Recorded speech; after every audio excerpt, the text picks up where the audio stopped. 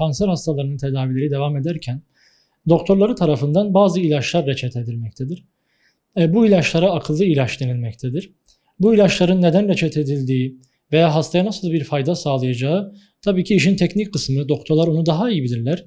Burada hukuki olarak şuna değinmek istiyoruz. Reçete edilen bu ilaçların bazılarını SGK karşılamamaktadır. Tabii bu ilaçların fiyatları oldukça yüksektir. Bazen 10 binlerce lira, hatta 100 binlerce lirayı bulabilmektedir. Hal böyle olunca bazı hastalar kendi imkanlarıyla bu ilaçlara erişim sağlamaya çalışmakta. Bazıları da imkansızlıktan ötürü bu ilaçları alamamaktadır. Hal böyle olunca tabii ki büyük bir mağduriyet yaşanmaktadır hastalar tarafından. Tabii ki bunun hukuki bir yolu mevcuttur. Özellikle anayasada korunan yaşam hakkı, sağlık hakkı veya sosyal devlet ilkesi gibi gereği ilkelerle veyahut bir takım Avrupa İnsan Hakları Mahkemesi kararları, Anayasa Mahkemesi kararlarıyla ve bir takım yargıtay içtihatlarıyla yola çıkılarak hukuki süreci başlatabilirler. Hukuki süreç başlamadan önce tabii ki kesinlikle bu ilaçların doktor tarafından reçete edilmesi gereklidir. Aynı zamanda kişinin tedavi sürecini gösteren raporların mevcut olması gereklidir ve bu reçete edilen ilacın hastaya fayda sağlayacağı doktor tarafından rapor edilmelidir.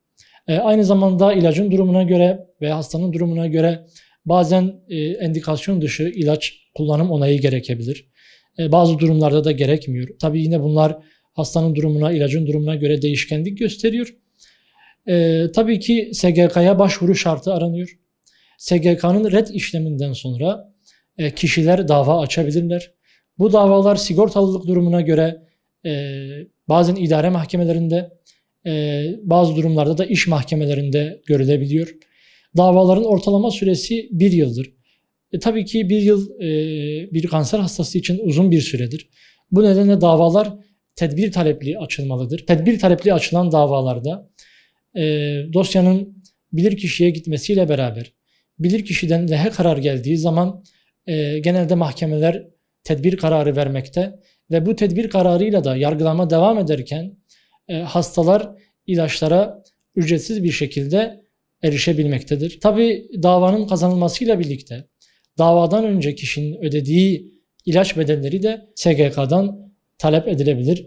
Duruma göre dava da açılabilir veyahut aynı davada da talep edilebilir. Tabii bu davalar, bu süreçler kişinin tamamen hastalık durumuna göre, ilacın türüne göre, kişiye göre değişkenlik göstermektedir.